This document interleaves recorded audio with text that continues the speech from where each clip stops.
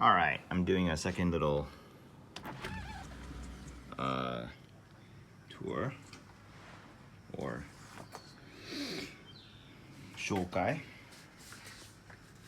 Man, sometimes I don't have the word for English, you know.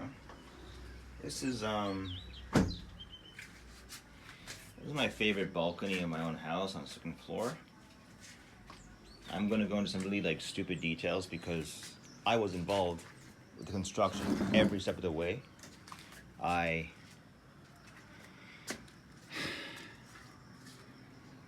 had to get involved with every step of the even the architectural designs, the material selections. I was very heavily involved, as is the case in Japan. Once I had an argument with my father. He said this is not the ocean.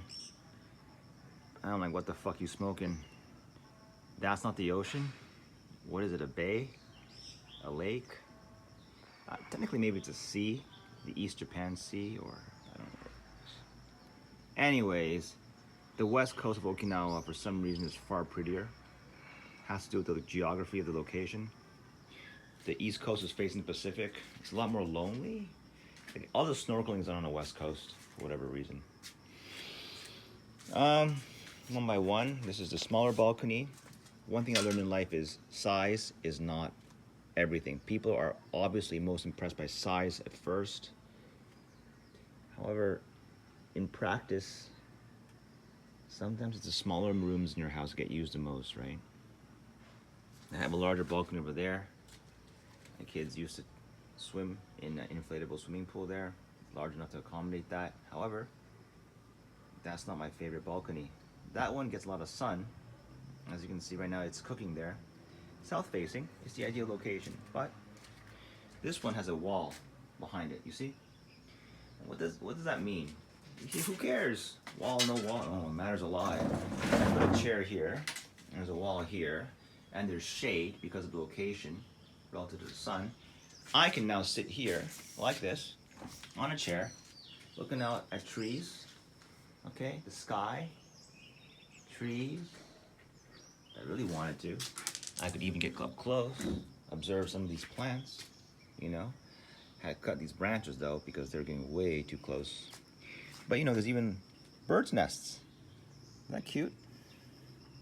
Feel happy when you see a bird's nest because you feel like, well, my property is inviting enough that a bird would think it's of some value. A second one over down there, could be the same one though, I don't know.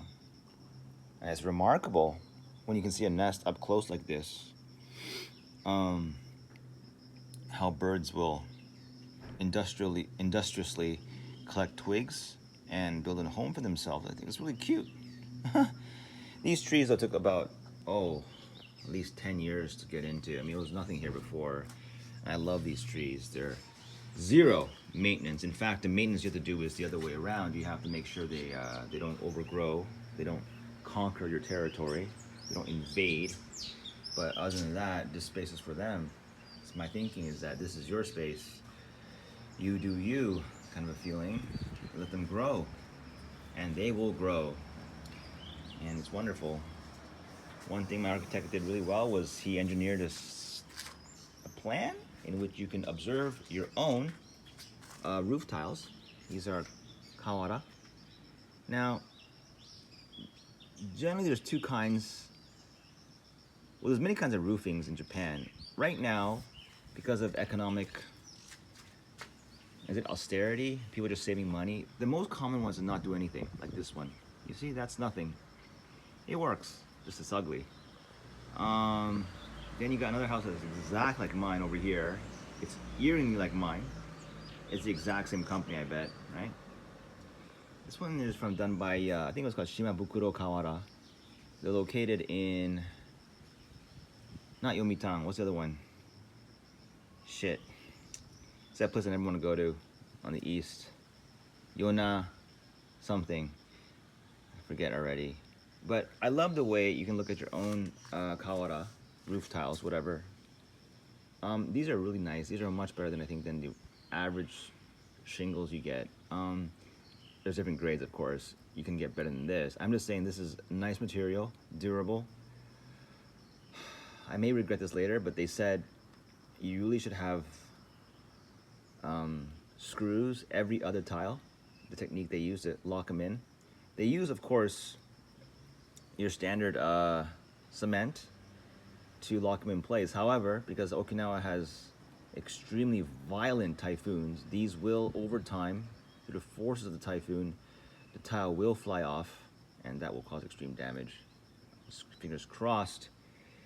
Currently, you can't see the. Well, the thing is, I said it's done on the rooftop tiles here. Yeah, I asked them to do it that way because no one ever looks at this. You only get a brief image of it. My architect was very pedantic, very anal about making sure the slope of this rooftop was such that I could see it from ground level. I never gave him credit for how hard that must have been. I didn't think about this. I didn't care. I really wanted the inside of my house to look really good, and that's it. For me, the shining star of the house is not the exterior, but the interior. Exterior, I just gave little thought to. I just wanted it simple, looks decently good, low maintenance. For that, you just get hard white paint. I think this is called N92. This paint right here. It is. There's you see the bumps. These are not just fashion or whatever. It's not just appearance. It's also practical. Dirt does not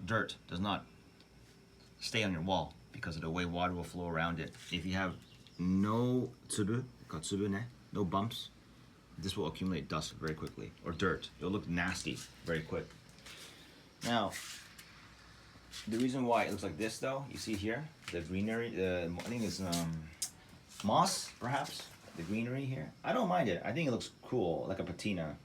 Honestly, the patina gives it a more like a softer look, I would say. This is because I did not maintain. You see the yellower leaves that are coming out because I cut the fucking branches. They were going right over the rails, and I didn't cut them because I was sick for like 5 years, 3 years. I exaggerate, 3 years. After I got better, I cut them immediately. But already, you know, the water dripping down from the branches going over the rail will lead to this kind of effect where you're, you know. But the truth be told, I wish the whole thing was done consistently like this. It's not a bad look. You see, when you go to this side, what I notice is that it looks kind of like, I don't like the sharp edges. The construction company and the architect did not do me a service by not allowing me to select the edging, how you edge when you go from this surface to this surface. Like when you move from this surface, I use my hand, this surface to this surface, you see? It's important how you handle the edge, yeah? So this is the laziest one, right? You don't do anything. You know? What they can do though, if they ask me, and it costs a little bit extra, is when they've formed the concrete, they can add an extra piece on this edge right here. I'm sure you can't see it very clearly. And what that will do is it will soften. It's like a molding, you know. It softens the edge, and that leads to a nicer overall appearance. However, what's done is done. Once concrete is set in, you can't really modify it without great cost.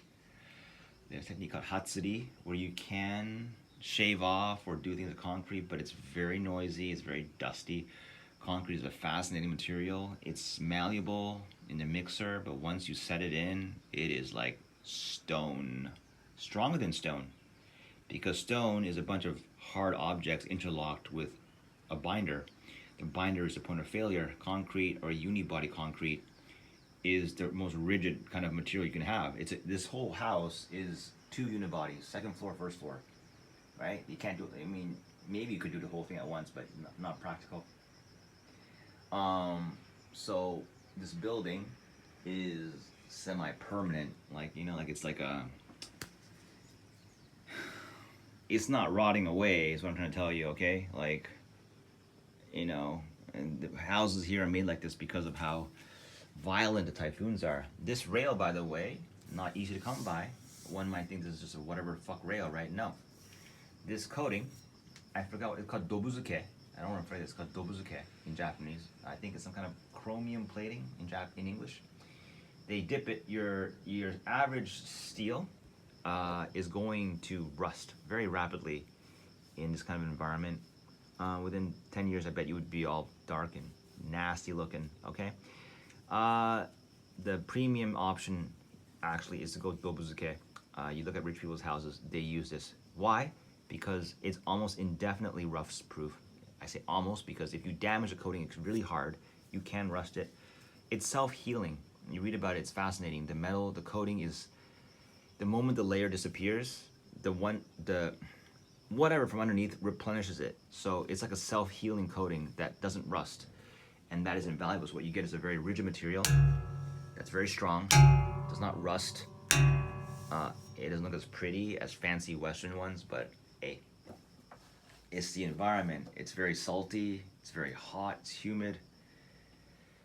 And it's rigid. The thing is, the great thing about this is I learned over time design. You don't want points of failure. It's joined into the concrete like this, right? You see, what happens is the metal bar it's like how they make skyscrapers.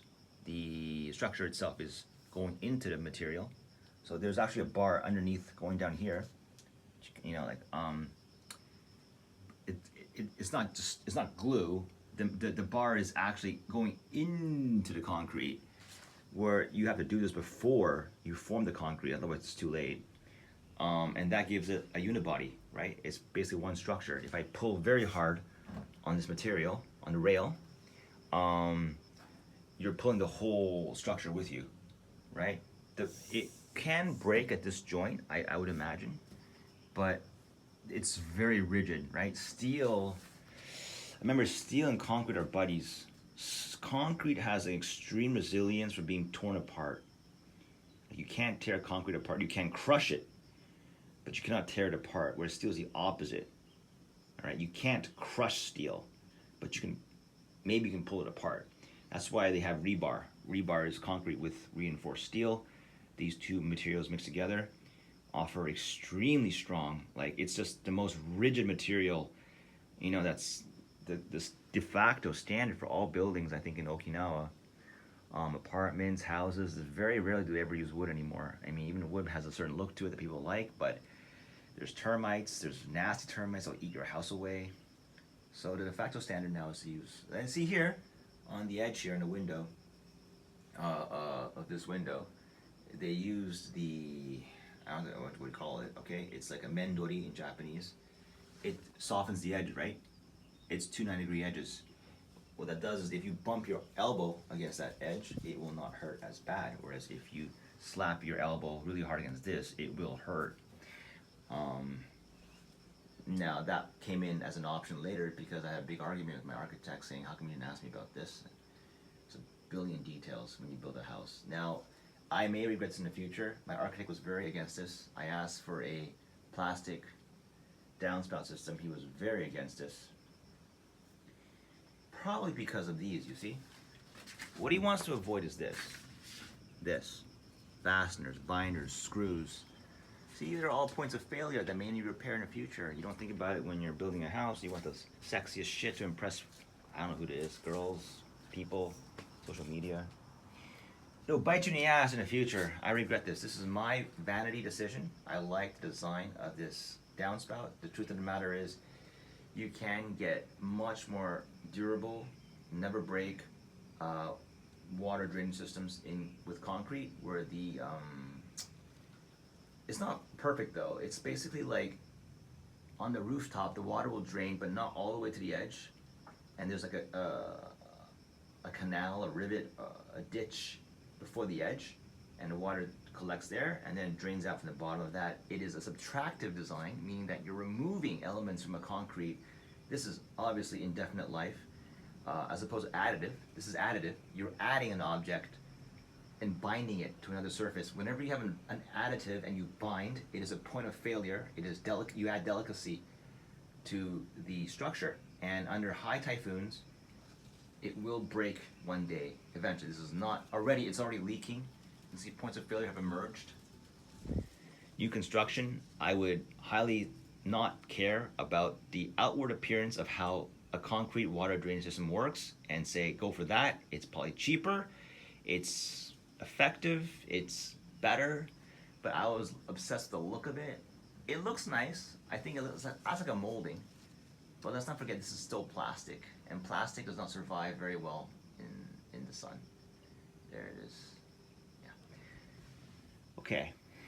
What else is there? The rail I covered. Also, I put gravel on the bottom here. They did not put this in for whatever. I don't know why they didn't put it in. It was just a ditch. And I asked him, "Can I put gravel in here? It doesn't look good." And he said, "Well, you could, but it would lower the amount of water this ditch could hold." Duh. Gravel is wonderful.